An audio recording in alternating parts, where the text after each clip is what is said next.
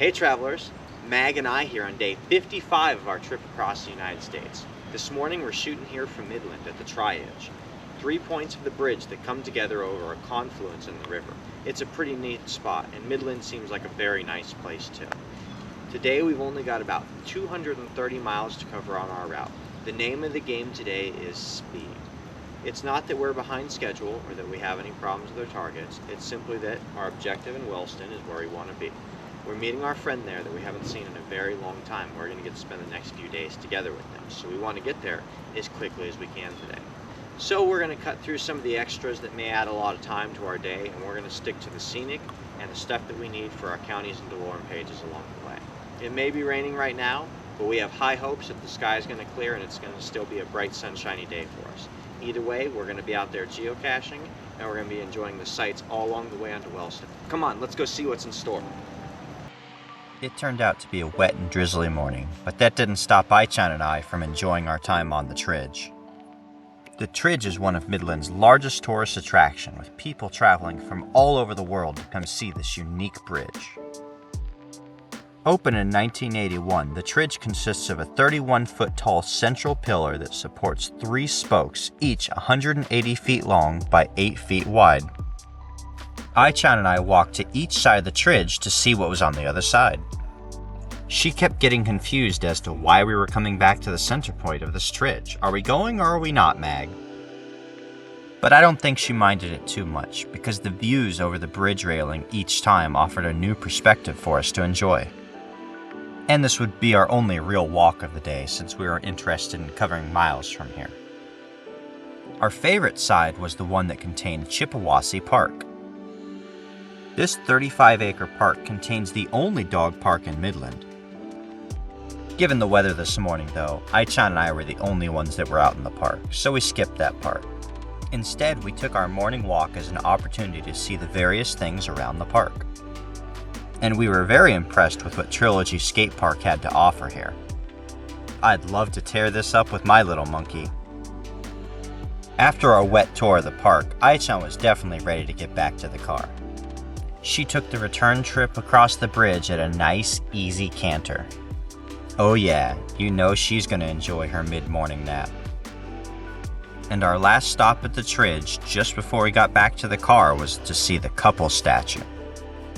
With the rain on their faces, it almost looked like they were teared up enjoying this view of the bridge. But really, could you blame them? We really didn't want to leave this view either. Midland itself, much like the park and the Tridge, was a very quiet place. But we assumed that's just because we were visiting during the rain. Otherwise, we would expect to see many of these activities.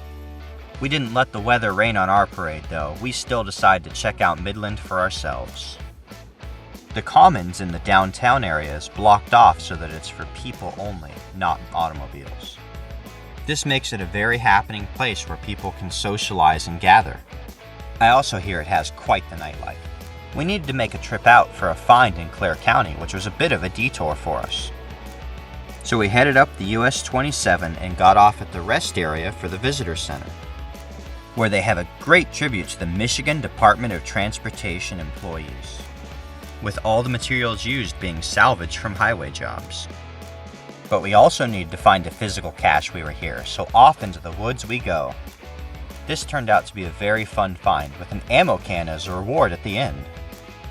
We always appreciate getting to find a full-size container rather than a micro in the woods.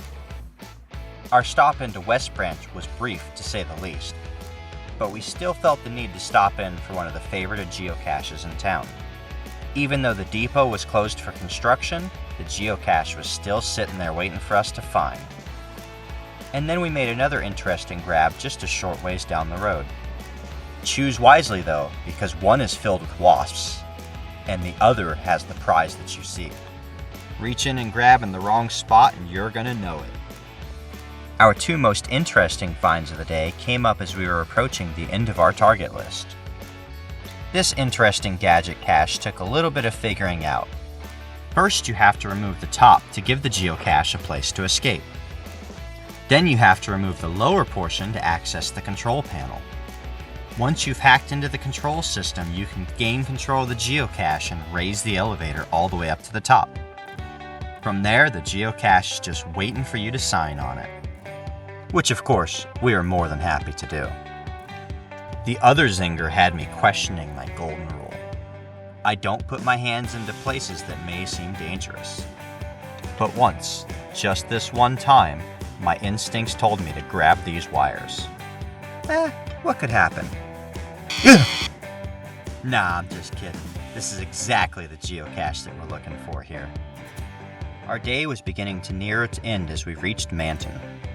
So we dropped into the Manton Rotary Memorial Park to learn a little bit about the Battle of Manton. Basically, there's been a long-running feud between these towns as to who should be the county seat. When Cadillac won the election in April of 1882, the residents of Manton were not having it. They barricaded the county courthouse doors to try to prevent the Cadillac men from getting the official documents. So politics has always been a thing here. Our last stop of the day brought us to the city of Cadillac, which we just learned something about in Manton. Somewhat similar to Midland, Cadillac has a fantastic commons where people can come together and gather. It sits right in front of the rail depot that teaches you a little bit about the Shea locomotive and the history in the area. It also looked like they were getting ready to set up for a concert tonight, which we were sad that we weren't going to be able to stick around for. But we enjoyed the opportunity to look around the commons and enjoy this great view of the water fountain statue nearby. But our favorite part of the commons, by far, was the view out over Lake Cadillac. Aichan and I really couldn't help ourselves but to sit and relax for a few minutes to enjoy the view before we brought our day to a close. Well, travelers, that wraps up another fantastic day out here on the road. We just finished up the day with our last target in Cadillac. We're sitting here on the edge of Cadillac Lake. Fantastic view, and Cadillac itself is a very beautiful place to come visit. Today's target list went perfectly. All we did was eliminate all the things that were time consuming, including the hikes, and we were able to save a few hours in our timeline so that we're going to get to Wellston well ahead of schedule. Aichan's going to be very excited when she realizes that she's going to have a solid bed to sleep in tonight, and she's going to be even more excited when she realizes that it's going to be for an additional 2 nights after that. Let me tell you, this dog does not lack appreciation for hotel rooms or people's homes. She is as grateful as they can be. This has been a good way to end the middle of our Michigan trip. We're now halfway done with the state. We've done the entire southern end of the state, and after our admin days, we're going to be ready to take another 8 days and attack the northern end of the state, with the very top of the lower peninsula and the entire upper peninsula as well. Really looking forward to it. Michigan's been giving us beautiful views and awesome little towns all along the way, and I expect nothing less as we continue our way north. Stay tuned, like this video, subscribe for daily updates, and we'll see you out on the trails.